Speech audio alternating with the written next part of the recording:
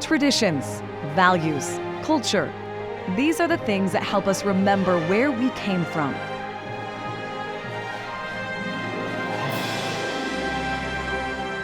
It's time for Family Heritage Stories. I'm Doug Jessup. And I'm Nisha DeGaring, and welcome to Family Heritage Stories, where we talk about what makes us. Things like traditions, values, and culture. How are these things passed down from generation to generation? Through deeds, through words, and through stories. Everyone has unique skills and interests. For example, I am not a painter, but how did you get into your occupation? So you're wearing the green. Obviously, you're a doctor. Inquiring minds want to know, what kind of doctor? I am, it's a bit of a mouthful, but I am an interventional pediatric cardiologist. Do you remember like one of those first patients where it's like, okay, we got this kid. This kid has some serious problems. It's all on, it's all on your hands. It's all on you. You're going in. What's going through your mind? Well, I remember an early case in my fellowship where, we have our hairy cases, we have our kind of routine cases, but it kind of hit me full circle when I was scrubbing in one day and we had a little 4-year-old girl who had a hole in her heart. We were going to go in there and close it with a device, and it's pretty routine. But seeing her kind of laying on the table as they're putting her to sleep, instead of being all covered up and we're just going in to do this procedure, it kind of struck me that this is a big deal. And we're taking someone's child and taking responsibility for them. And at times this is a rough business, but thankfully, most of the time everything goes like it's supposed to. And when it does, it's incredible. I mean, it really is an opportunity, or I feel fortunate to have the opportunity to be able to kind of do what I love and help people and have it go like it's supposed to most of the time. Now, you brought some show and tell items. Walk me through the process of what this thing does.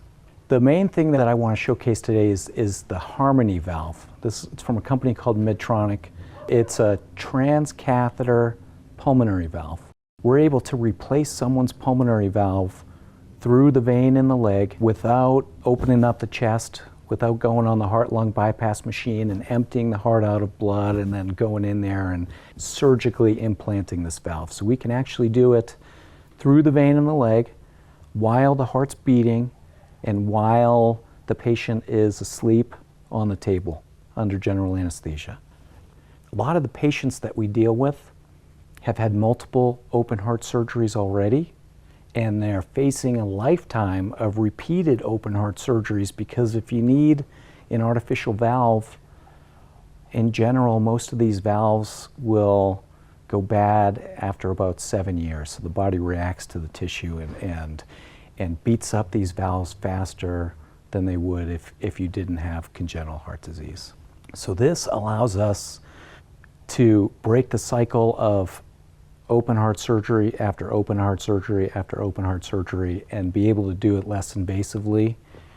And most of the time, we're fortunate that it goes like it's supposed to. And then we can get patients into the hospital, we can replace their heart valve, and they're walking out on their own the next morning with a couple Band-Aids. Wow. It's pretty amazing. It's nothing short of a miracle. Yeah. So the last question I like to ask everybody.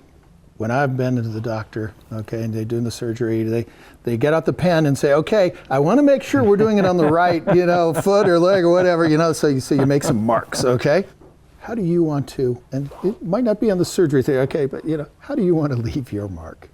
I want to spend my life helping people, and whether it's helping my daughters grow up and be solid citizens, or help my patients grow up and lead as normal life as possible, I just like to be known as a humble guy who did his best to add something to the world. Well, on behalf of all the patients that you've served at Primary Children's Hospital, thank you for what you do, and thanks for coming on today. You're welcome. Thank you. Thanks for having me. You're watching Family Heritage Stories. We'll be right back. Lucy, let me borrow your shampoo. What a roommate. Can't you ever buy your own stuff? Well, Lucy, I'm not exactly dressed to go to the store right now. How convenient. Head and Shoulders. I know it really works against your dandruff, but what about my gorgeous hair? Your gorgeous hair will love it. You know, it is the best-selling shampoo in America. Best-selling dandruff shampoo, you mean? Best-selling shampoo of any kind. Because it hates your dandruff, but it also loves your hair. I use it regularly. Well, smells okay. Some kind of lather, too. Know what I think? You think you look adorable. Not just that, hon. I think your shampoo did a terrific sexy number on my hair. I love it. I'm glad. Now you could buy the Head and Shoulders. We're out. Okay, can I borrow some money?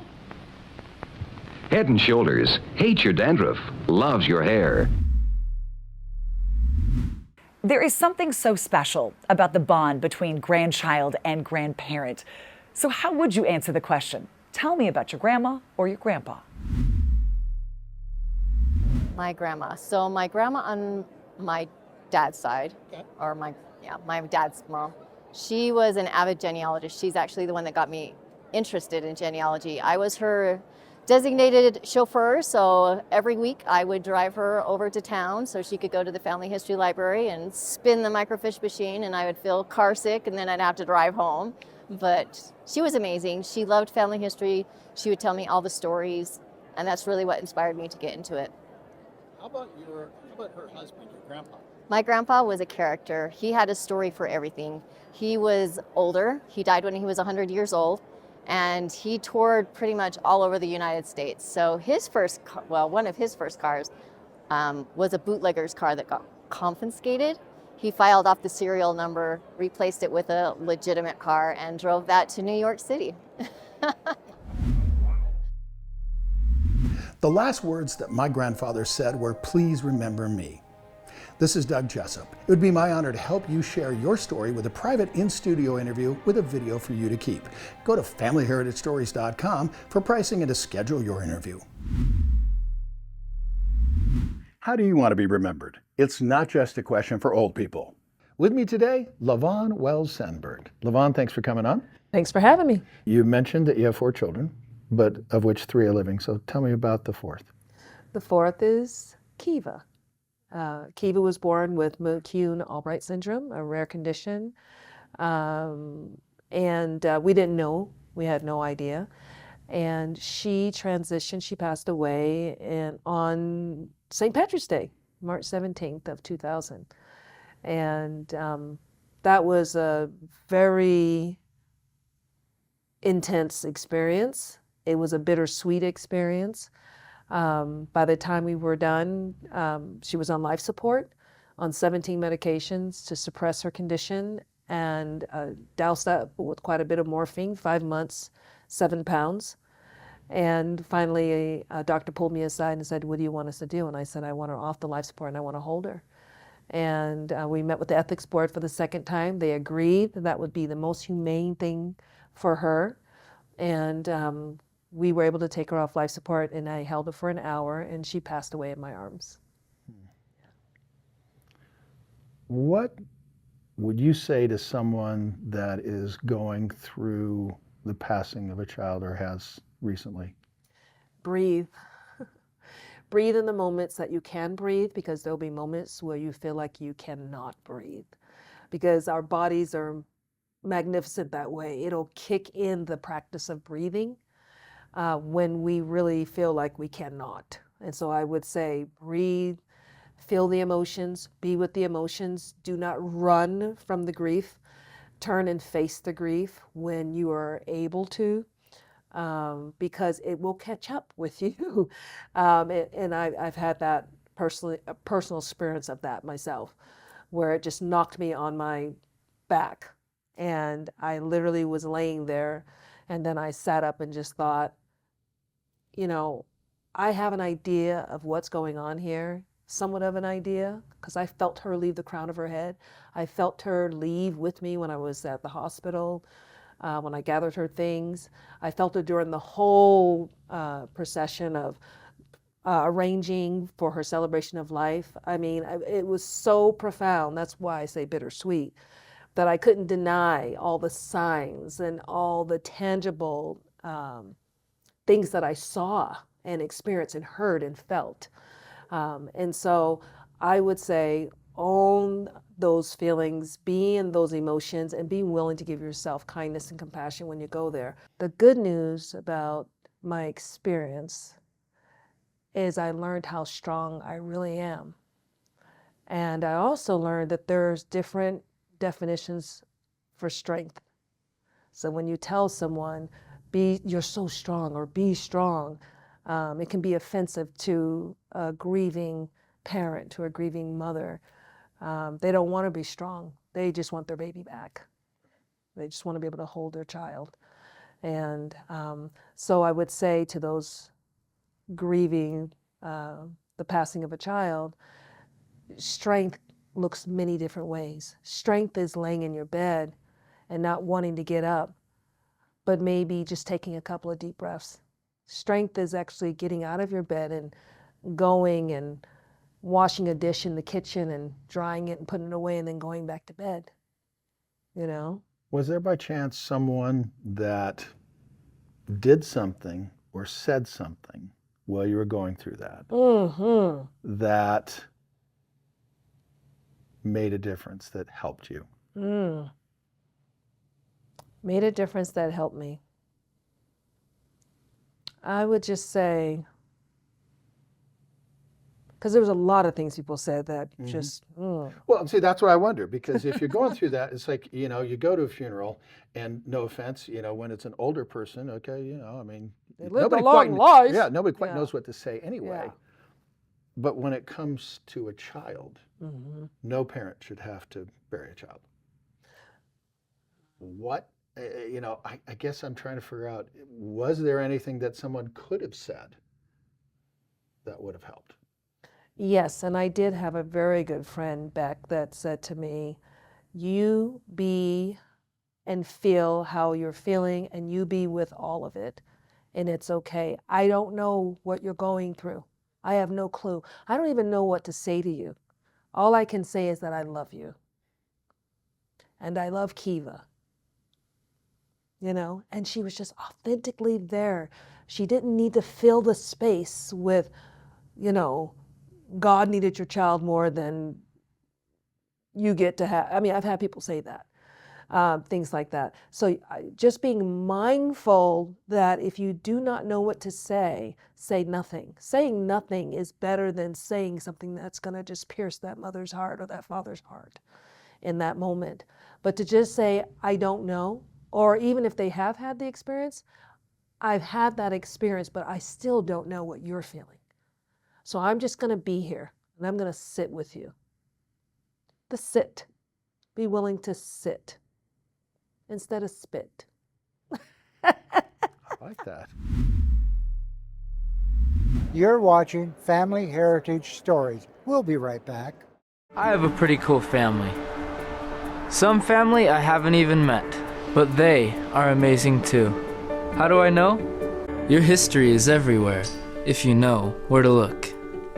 But searching through all this? Are you kidding me? Actually, Kindex makes it easy to gather records and add them to your online archive. So everyone can jump in and index their records, making every word searchable. As I sit here all alone, I wonder what you are doing now, period. So I look on that and say, There are lots of ways to transcribe and tag records. With Kindex, I know them anyway.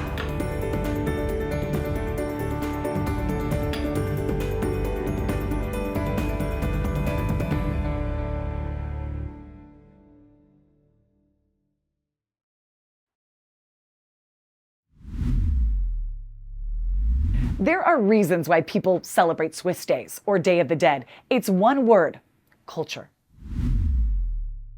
Hi, this is Doug Jessup, TV Travel Man. Today, we're in Ketchikan, Alaska.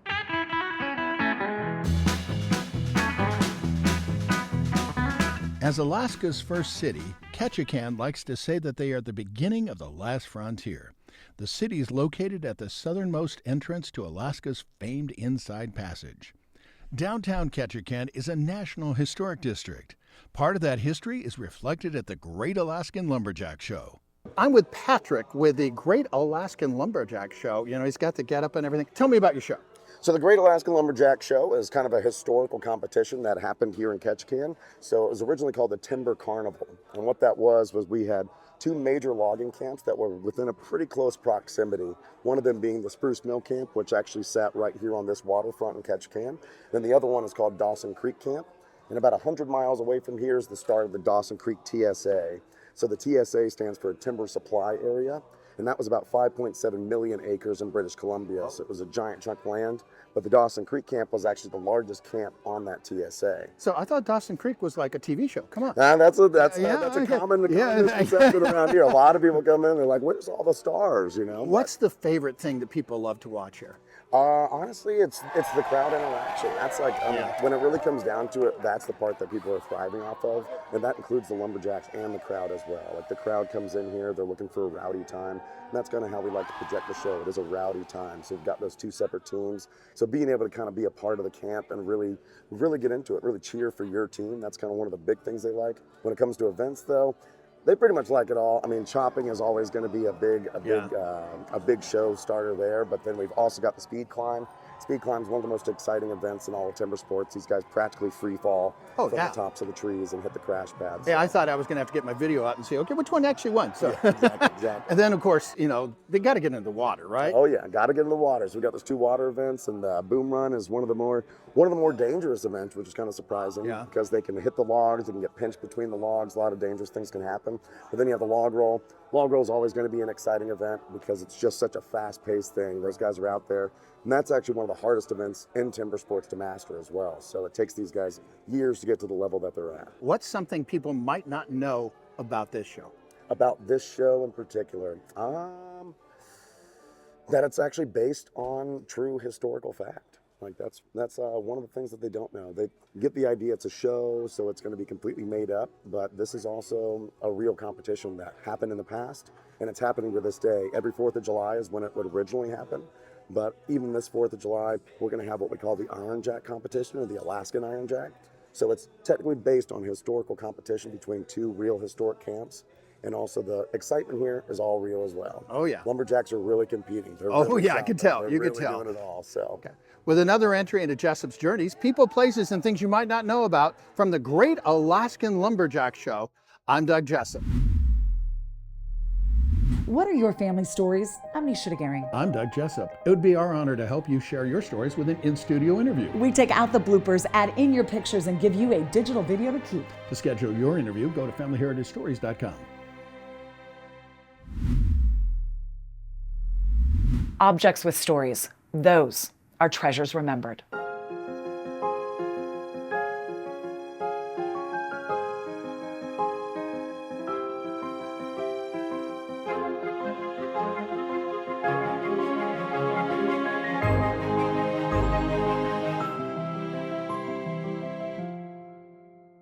I'm here with Micah Christensen from Anthony's Fine Art, and so number one, thanks for letting us see all this cool stuff here.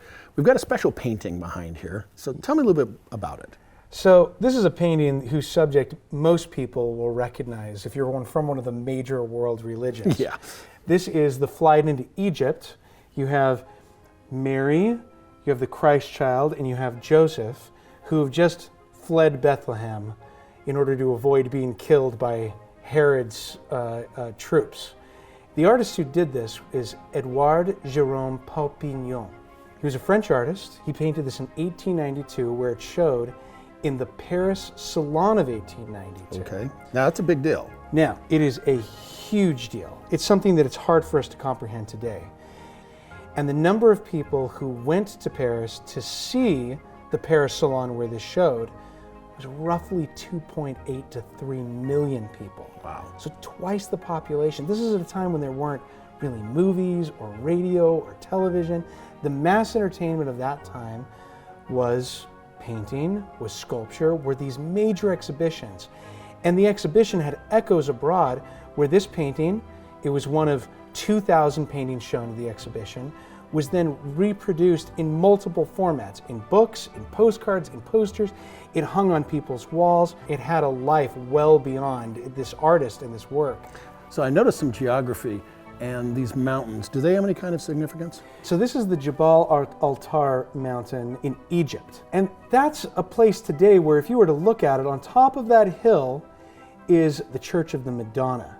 And it's to commemorate this moment in the scriptures of the Coptic Egyptians, who are Christian Egyptians, and also of Muslims, the story of Christ coming to Egypt. So if you're an Egyptian Christian, the idea of Christ coming to Egypt, it's a big part of your heritage and your story.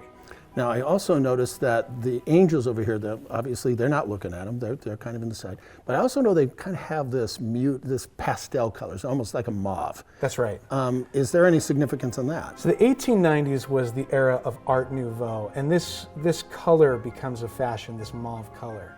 And it plays right into the Romanovs, the Russian royal family, who is at this time redecorating the Alexander Palace in St. Petersburg. It's their main residence as the Russian royal family. And they're redecorating it in the style of Art Nouveau, much to the horror of some people who are living at the time. And the most frequented room by the family, the one that's the most precious to them, is called the Mauve Room. Well, yeah, there you go. When they saw this painting in the Salon of 1892, it had already been sold to another collector. So they go to Edouard Jérôme Papillon and they ask him to make another painting of a similar subject, which is also Flight into Egypt. And it hung over the chair where they did their knitting, where they did their socializing in the Alexander Palace. Well, thank you so much for sharing these stories, because the way I look at it, objects with stories are treasures remembered.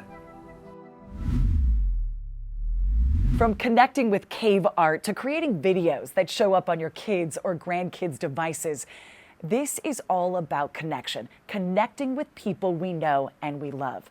Want to know about the power of a story? We asked Mara.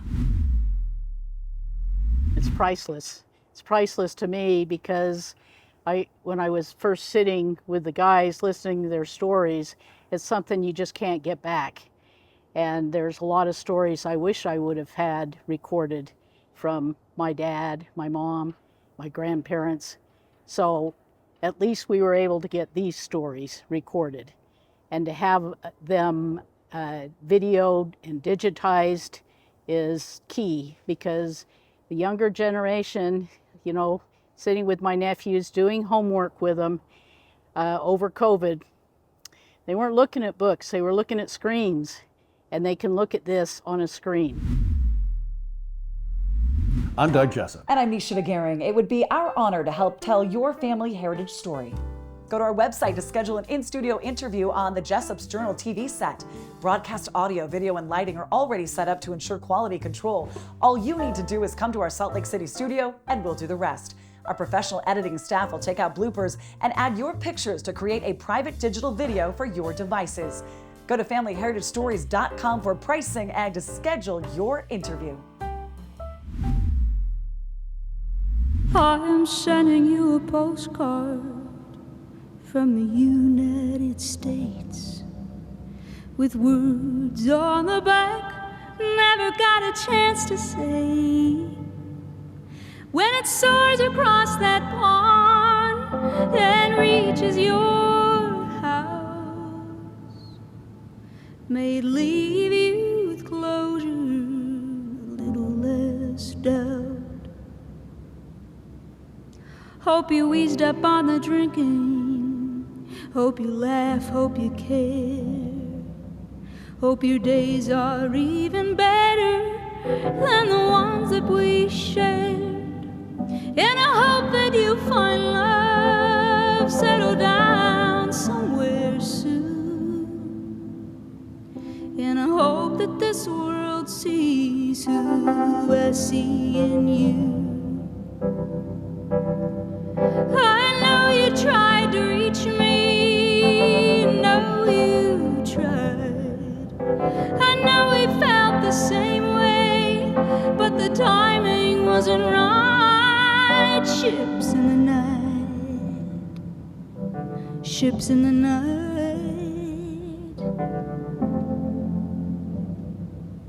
Since the last time I saw you, well, I've seen better days. The person that I used to be seems so far away, and she's not traveling down God's highway in books or melodies, but maybe in these words is where you find me. I know you tried to reach me, know you tried. I know we felt the same way, but the timing wasn't right. Ships in the night, ships in the night.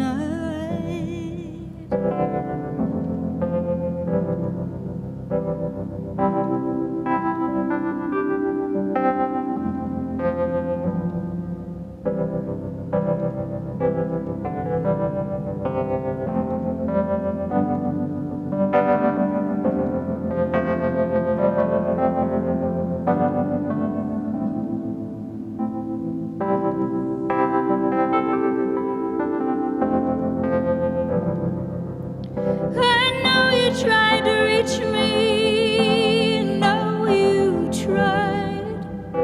I know we felt the same way, but the timing wasn't right. Ships in the night, ships in the night, ships in the night. From this Arizona desert to your cold English shores, I'm sending you my love, nothing more. I'm sending you my love and nothing more. What makes you smile? Spry mouthwash helps me smile. I think it might help you too. It's our honor to be able to help people remember where they came from. If stories aren't passed down from generation to generation, the stories are lost, and it's as though those people never existed. So how do you want to be remembered? With another episode of Family Heritage Stories, I'm Nisha DeGaring. And I'm Doug Jessup.